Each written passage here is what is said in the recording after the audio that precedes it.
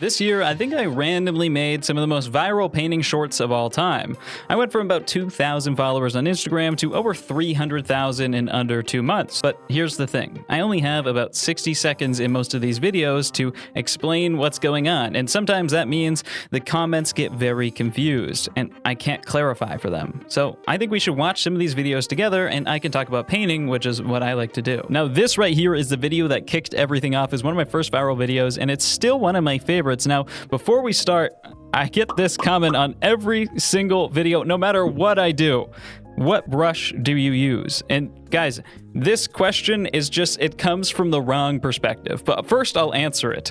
I use the hard round brush. I don't really use any other brush on almost every single one of these videos. A hard round brush is on every single painting program. It's just the default brush no matter what you do. And it doesn't matter what program I use because it's on all of them. They all work the same. I use this brush for a reason because it's very simple and you can't blame what I'm doing on a special brush because every beginner tries to run to the most special brush pack that they'll pay a bunch of money for so that they can look like the pros or it looks like traditional. It doesn't matter. The only thing that matters is your knowledge and your understanding of the fundamentals, which is what this TikTok is about. So I try to simplify that as much as possible. Let's begin. There's no need to draw the features. When we get caught up on our ideas of what features look like, our preconceived notions of the world, we get these half-truth, half-lie abominations of what we're looking at. But we don't need to do that. We just need to simplify. So I think this point is really important. We get caught up on our preconceived notions of the world. What a child sees when they draw an eyeball is they will draw a little almond shape, like an Egyptian hieroglyph or something like that. But that is their idea or a symbol of an eyeball. It's not what an eyeball actually looks like. If we can, let's pull up a little diagram here. What drawing does is it teaches us how to see the world in front of us. So an eye stops becoming this preconceived symbol in your head, the almond shape or this fish shape, whatever it is, and we start to understand kind of the form of things, how they actually look when we look closely at things, which you probably don't do enough in your life. Stop and look at something. And what we see here is this eye has kind of this top eyelid that has a plane, and then it carves downwards and inwards, and then it comes over the ball of the eye, and then it comes out again and then down again, and it sits on top of the cheekbone. So we have all of these different angles and plane changes, and we can learn about these things through drawing, through observing them closely, and that's the way that these things actually are in reality if we were to 3D scan it like we're looking at here. The biggest beginner hurdle that we have to get over is how we look at the world. We need to stop thinking about a table as something that has kind of these 4 legs, because when you draw a table, it might not have 4 legs. If you're looking at it perfectly in profile, you're only going to see the 2 legs because the other 2 are stacked up perfectly behind it. If you're looking down on a table, you might see 1 or 2 or 3 legs, but not all 4. So our ideas of the world don't actually match up with what we see. And so as artists, we need to stop and just observe. We need to simplify down what we're looking at. There's easier ways to do this. And we can find the tilts of the features. So now here I actually start to break down the face. Think about the center line and building these things out of simple geometric forms. In here, this is just like a 3D modeling program. And we have pretty much 90% of everything that we need, believe it or not, and I'll show it to you. It's this box. This is all you really need. Okay, we got one. So we pull our box off to the side here, and now we've just identified the 3 sides of the box, right? The feeling of this smoothness, this depth, this blending. We still keep it simple, like this top plane of the nostril here is going to get the top lighting, and every time we need to round a corner, we need to make the surface smoother on an edge, and we add a new value, a transitionary value in between 2 tones. Just like this piece of paper, it's all flat right now, so we get 1 tone, but as soon as I take a little bend in here, this becomes a darker value. And I can add another bend, and now we have 1, 2, and 3 values. What this shows us here is not just that values turn us from one plane to the next, which is super important. It's a bigger idea about building drawing from the base up. So we're thinking about the entire philosophy of what is art and what is drawing, which a lot of people start from the top down. So they look at symbols, they look at faces, and they grid them out, or they trace them and then try to copy the values perfectly. Instead, as artists, if we want to really get good and to think like the old masters, what we have to do is think from the foundation upwards, not the crown molding at the top of your beautiful house, but building a really strong frame and foundation for that. And what that means is understanding that values, they come from form. That's the 3-dimensionality of objects. Bruh, these people just see this lol. You can't teach this. You just born with it. I mean, you can teach it, but you can't, you know? Artists are born. I started 5 years ago completely from scratch. I never did art as a kid. I thought art was stupid. I never did any drawing or anything like that. I sucked. I have the receipts to prove it. I mean, this is a skill like anything else, like playing an instrument. There maybe exists some level of natural talents, but it's really not all that important. I mean, maybe natural talent just means that people have like a higher interest in studying this stuff, but you still have to study it in order to get the work done. So as long as you put in the hard work and you learn the theory behind these things, you learn the basic forms and you practice the typical academic methods, you're going to get better at this. It's entirely skill-based. I promise you that anyone can pick this stuff up and learn it. It's just not being taught very well nowadays. So now that I have this really primitive nose, what we can do is put it over the top, and even though we don't have all this surface texture of oil paint, our values are on, our understanding of what's going on is the actual truth of what the nose is. And so it's gonna look right even though we haven't actually copied any surface details. That's what's important here. I got ripped to shreds for this video. It's probably one of the nastiest comment sections I've ever had on any video ever, and it has millions of views and thousands of likes on pretty mean comments towards me, and I totally understand where they're coming from. I didn't communicate myself very clearly, but also people are kind of bad faith with how they interpreted it. So let's watch. This doesn't make sense. It doesn't fit the form, because when we make a line across the form, it has to flow with the disclaimer. Like water. Imagine I was a little ant walking across this. I have to go up and over the nose and then down and across and down the side of the head. This is how the rhythms of the face move, and every line has to conform to it. And one of these big forms is the mouth right. So now I switch from one topic to the next very smoothly, but this transition doesn't work that well. I initially start the video by saying this doesn't make sense, and I draw a straight line across the face. What I'm trying to say here is that a straight line can exist across a curved surface. Let me show you. If I have a ball and my drawing utensil here, if I try to make a straight line on this piece of paper, that's the ball, I'm just gonna kind of glance off the surface and hit part of it. That's my straight line here. But if I want to actually try to curve this line or make a straight line that interacts with the form all the way down, what's going to happen is this line is naturally going to curve around the surface of that ball. Think of like a wireframe, like a wrapping line around the ball. The ball is curved, so a straight line doesn't make any sense. It would have to pierce through the ball and come out the other side. That's what I'm trying to talk about. If you want to draw the face, you can't put a straight line across the cheekbone because the cheekbone's not a straight surface. Now I'm going to transition into giving some general tips about how the mouth moves. I'm just talking about the form of the painting here. I'm not trying to critique the old master. I'm actually using it as an example of what I'm talking about. This is by Delaroche, one of the greatest painters and teachers of all time. I'm certainly not better than him. His mouth is basically an egg. When I finally get to what the side profile of a skull looks like, here's our cheekbone moving back, and we're gonna have our big mouth in here, and our chin and jaw. This mouth, it's still pushing out. It's still an egg attached to the front of our face. First thing we do after we find that center line is we find 1/3 of the head, 1/3 of the head, 1/3 of the head, and then we see that this is a big egg form, and we have to push out over the lips, and then in under the bottom lip, and then out over the chin again. This is what the center line actually looked like on this part of the face. Now the lips are... So what I'm talking about here isn't that I'm correcting the model. Of course not. This is by a great painter, and there's nothing wrong with the reference image. What I'm doing is building this from the same sculptural mindset that we talked about in the last video, right? I'm talking about building big, simple forms, not understanding all these little details, because we can carve those little details into the big forms first. If I was going to model this clay ball into a head, I would put a little egg form on the mouth, because that's what the skull does, right? My skull has a spot that pushes out here. And even if I have a weak chin, you know, that chin just kind of pulls back, but the teeth go forward because you have to bite things, you have to eat things. So generally, not everyone's the same. Some people's faces are flat, some people's faces are very convex, some people's faces might even be concave, I don't know. But this is just a general tip about how the forms of the face work. Bro only knows one style of anatomy. You know, of course, this isn't what I'm talking about. You can modify these forms to be however you want. We learn kind of a basic ideal image, right? And then we shape it into the likeness of the person. But if I don't understand kind of the basic forms of the face, then how am I supposed to recognize them first in order to change them? You know, the skull is not the same on every human. Of course it's not, you know, but if you understand how to control these forms, you can move them around to however you like. You know, so here, I did this many times times in the comment section, and it never went well. So once you're on the back pedal, I don't even know if you should try on the internet, but.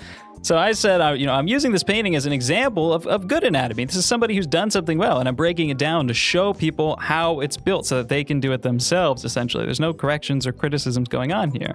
And then I was, good anatomy, bro. Thanks for proving what I just said.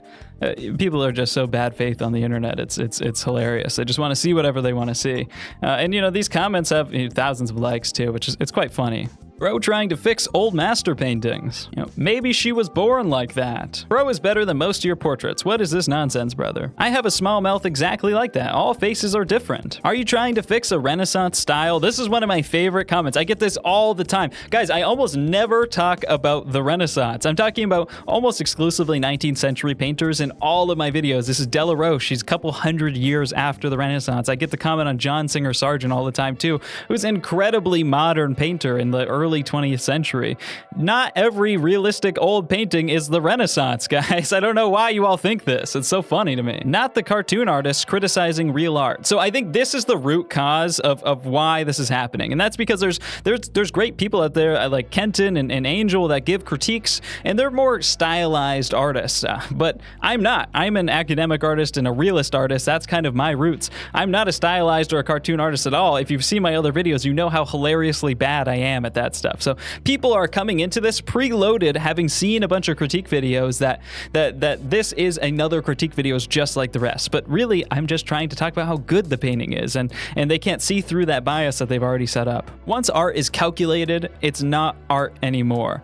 I think this is so funny because that's like saying, to me, it's like saying, once math is calculated, it's not math anymore. There is really beautiful artistry to math. Like some of those crazy higher level math stuff, I'm not a mathematician, but that stuff gets very beautiful. There's elegant and creative problem solving skills that go into it, just like there is in realist art. And it's never about finding an exact calculation, but if you remove all of the calculation, all of the rules out of art, and everything is purely abstract, then you'd have no bias, and you wouldn't be able to say that this is art and this isn't art like you are in your comments. So I have no idea where these people come from. If you just strum random notes on your instrument, you're going to make better music than the Beatles or whatever. It just doesn't. This comment never makes sense to me, and I don't think these people have thought about it very much. Of course, there's some logic to art, and there are some fundamentals, and how you know and understand those fundamentals can improve your ability to break them and create better and cooler things. By the way, I had already uploaded this one on TikTok and got a kind of similar response, so I was like, well, I'll put a little disclaimer at the beginning so that way people don't get confused. And then I wrote out a lengthy description, and then I also pinned a comment that everyone else that commented had to scroll past in order to leave those comments. So it's quite funny how people probably read that but then kept their angry opinion about it anyways. But I also admit that I could have communicated myself better here, and that's what I do. I communicate these ideas, and sometimes I miss. So this was a little bit of a miss for me. I can definitely take half of the blame for that. I really like this video. This is one of my favorites, just in the way that I talk. It's not that crazy of a painting demo. I will always be wondering how you do this with paint. How is this paint and a canvas and not real fabric? The incredible thing about old art is how simple and approachable it is. You don't see people painting like this anymore, not because we've lost some sort of secret set of techniques, but because we lost the way that these painters thought about and looked at art. Once you learn to see the world and draw like a sculptor, you'll realize that these tasks are not impossible, because once you learn to paint ahead, you can learn to paint anything, because painting is just seeing. This is entirely antithetical to the modern ways of thinking, which are all about getting caught up on every system and detail you possibly can. So here I am kind of rebuilding that foundational philosophy for how we think about sculpture, how we think about the foundational ideas of form over just copying what we see. And I want to reply to some of the comments that I got in this video. I get this comment almost every single day, actually. Bro thinks that digital drawing is like drawing on a canvas. Guys, it is. I don't like digital art, to be honest. I don't really make finished pieces in digital art. I think that digital art is a great tool, especially because you can iterate really fast and come up with ideas and apply colors and all that stuff really quickly. But I'm actually not a fan of using digital art all that much. I really like traditional art, and I don't like how every single comment that I get is, dude, what brush do you use? What program do you use? Because I think if you're a beginner, you should just go pick up a piece of paper. I know you have one somewhere, just a piece of printer paper, and a number 2 pencil or a 2B drawing pencil if you want. And that's all you need to get really goated at art, okay? That's the basics. So don't get confused by all these digital tools that are going to throw everything at you. But to get to the comment, the philosophy is the same. Obviously, painting traditionally is harder because you have to understand the materials. There's some drying times. There's just a little bit deeper of a knowledge in how you have to lay down the materials. But the philosophy, how we draw things, doesn't really change. I still have to know that the arm is a cylinder, and I have my bicep that kind of rhythmically moves out of it and pulls towards my coracobrachialis. You know, I have this anatomy knowledge, right? That I know how to move and navigate around the human figure with. That doesn't change from digital to traditional. Maybe traditional just takes a little bit longer, but it's not going to give you any bonuses. And also, I'm a traditional artist, so I don't know why people always leave me these comments. It's so funny. Now, this is a good comment that actually does need to be addressed and is reasonably well thought out, and I kind of get this one a reasonable amount by people who know a little bit more about art. So, hate to be this person, but this isn't the correct process for classical art. No classical painter or master would do things in this order, and painting things were extensively planned prior to the work. You painted this in the way a modern painter would, by blocking large amounts of color all on the same layer and then rendering. Classical art has an entirely different process. Dep's still good as more of a modern take on painting, but, you know, it's not how the masters did it. I don't mean to be a hater, but when talking about the old masterwork, when you don't follow their process or approach the work even remotely in the same way is very odd. So there's a few things that are a little bit confusing, and this really isn't the person's fault here. This is just kind of the confusing things about art that I try to not talk about because I don't like these things about art. I want to make art simple and approachable. I want to make art fun and cool to learn. But there's some naming problems here. One is this idea of classical art. Classical is, Greek antiquity, right? So obviously, we're not talking about Greek antiquity. We're also not talking here about neoclassical art either, which would be, early 19th century or late 18th century, right? So there's kind of some words here that are being used. Sometimes people just use, like Renaissance, classical to mean anything that is old, but that doesn't really fit at all. That doesn't make sense. And this painting that I'm working from here is by Vittorio Reginini. It's a late 20th or 19th century painting, maybe early 20th century. It's not classical at all. There's nothing classical about this painting.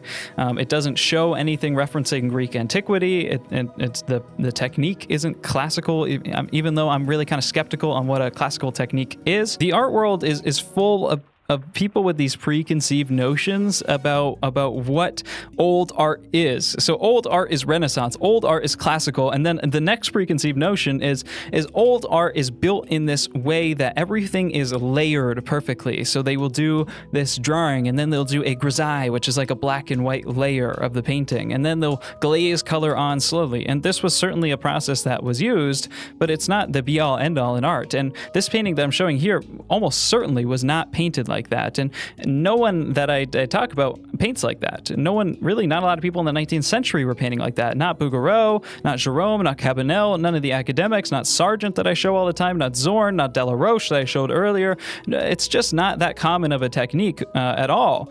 So, people really, they get caught up on this idea that they have, and then they don't actually go and they fact-checked it. This painting was probably painted with a pretty reasonable, normal approach for the time. So at least the French technique by people like Bouguereau, who were able to do very similar levels of realism, and many other painters like Bargue and Jerome, who all had this level of skill, they would start with an ébauche layer, right? So this is a layer of local color, basically the approximate color, all smeared all over the canvas in one layer, just like I did in my painting process right here, where I'm getting the approximate local color smeared over everything at first. And then you start to paint in directly the details. There's not really an emphasis on glazing or grisaille or anything.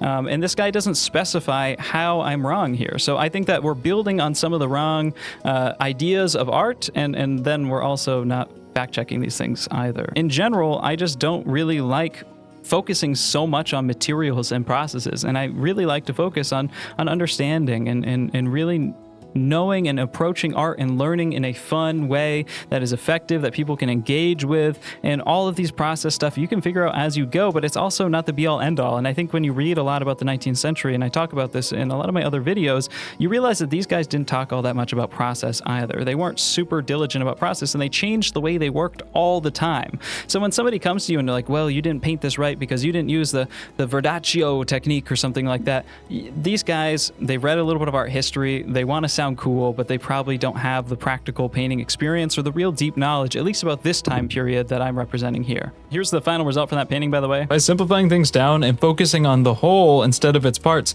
you can do things that feel impossible. The masters weren't some sort of exceptionally talented, they weren't born with it, they had good education and they practiced a lot. And that's up to you to bring back. So go work on your fundamentals. Always the same message.